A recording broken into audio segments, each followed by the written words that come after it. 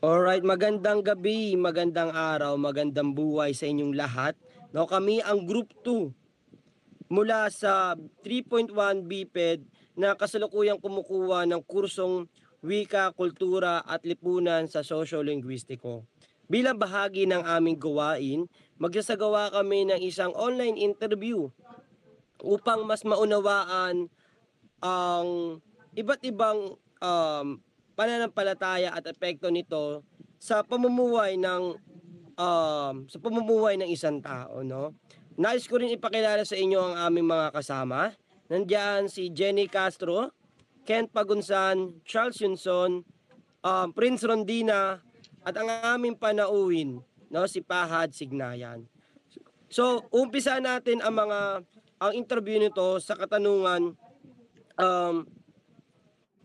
Pahad, maaari mo bang ipakilala ng konti sa amin ang iyong sarili, no?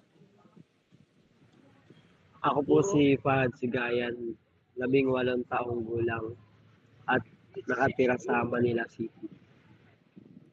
Maraming salamat, Pahad, sa aming pagpapa-unlock sa aming imbitasyon na ma-interview ka ngayong araw na to, no? Sa pangalawang katanungan, Pahad, maaari mo bang ikwento kung ano ang iyong relihiyon o pananampalataya? Ako po ay isang Muslim at ang aming reliyon po ay Islam. Naniniwala po kami kay Allah at sinusunod po namin ang aral na nakasaad sa Quran.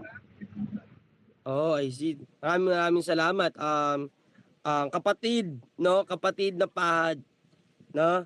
Sa pangatlong katanungan, gaano ka nakatagal kabilang sa relihiyon na to o pagiging Muslim? Mula pagkabata po kasi ito rin po yung reliyon ng pamilya ko po. Maraming salamat, Fahad, no?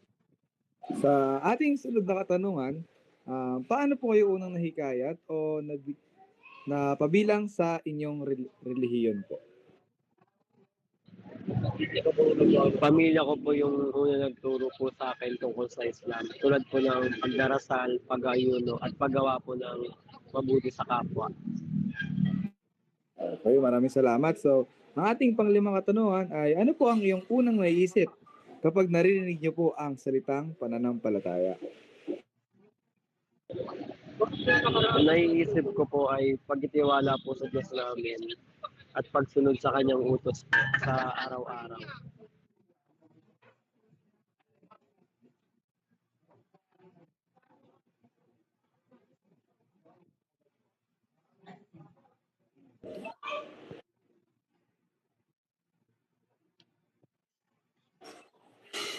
Okay, maraming salamat. Dumako naman tayo sa ating sunod na mga katanungan. Maraming salamat po sa inyong mga kasagutan. Maaari na po pa tayong dumako sa mas malalim na bahagi ng ating pag-i-interview. Opo. Salamat po. Para po sa unang katanungan, paano po naapektuhan ng inyong relihiyon ang inyong pang-araw-araw na pamumuhay?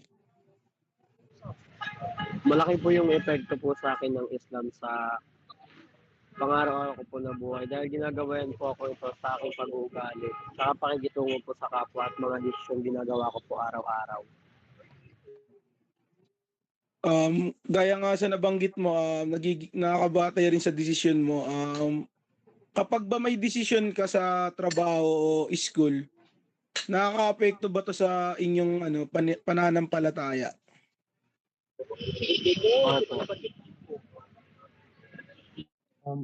Salamat po. Para po sa ikalawang katanungan, ano po ang pinakamahalagang aral o paniniwala sa inyong relihiyon?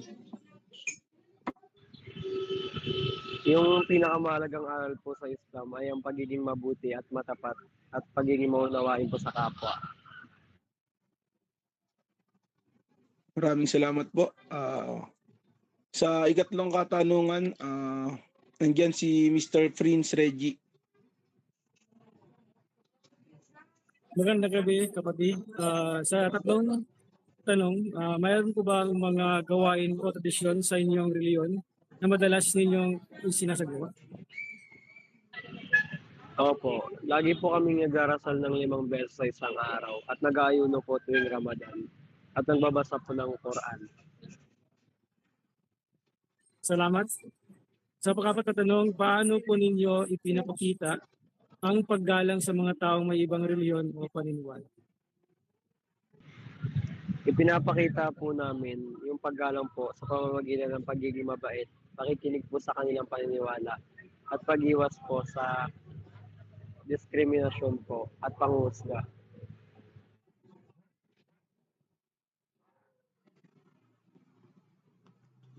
Ayan, salamat. So, ako naman yung magtatanong sa'yo. So, parang, sa iyong karanasan ba, parang, paano po nakakatulong yung reliyon sa pagharap nyo ng pagsubok sa buhay? Ano po, nakakapagbigay po ng lakas saka pag-asa po at kapanatagan ng loob dahil naniniwala po na may laging gabay po si Allah sa bawat pagsubok. Parang, may mga experience ka ba na gusto mo i-share na parang may mga time ba na parang gusto mo na sumuko pero ayan, umaano ka lang sa reliyon mo, parang naniniwala ka talaga. Opo, ano po, tuwing down na po, ano po, nagpapalakas po ng loob ko po yung mga verse po sa Quran. So, parang bilang miyembro naman ng Muslim, 'di ba? Ano yung mensahe or kaya yung payo na nais nyong ibahagi sa ibang tao kahit na iba yung reliyon? Ano po, mahalin po at igalang po natin yung isa't isa. Kahit magkakaiba po tayo ng reliyon. Dahil mahalaga po ang kapayapaan, pakikisa at pag-unawa po sa kapwa. So, ayun. Maraming salamat sa pagsagot sa sa mga tanong namin. So, dito na po nagtatapos ang aming panayam. Kami po ang Group 2 mula sa 3.1 BPED at nagpapasalamat po kami sa inyong panonood at pakikinig at sa aming talakayan. Siyempre sa pamamagitan ng interview na ito, mas nauunawaan namin ang kahalaga ng pananampalataya sa buhay ng mga tao, syempre sa iyo, Gian. At ang importansya naman ng paggalang sa iba't ibang mga reliyon at paniniwala naway may matutuhan ang lahat na mahalagang aral mula sa amin at sa ginawa naming panayam. Maraming salamat at magandang araw. Sige, thank you po. Maraming salamat, Pat. Ano muna, Salamat. picture mo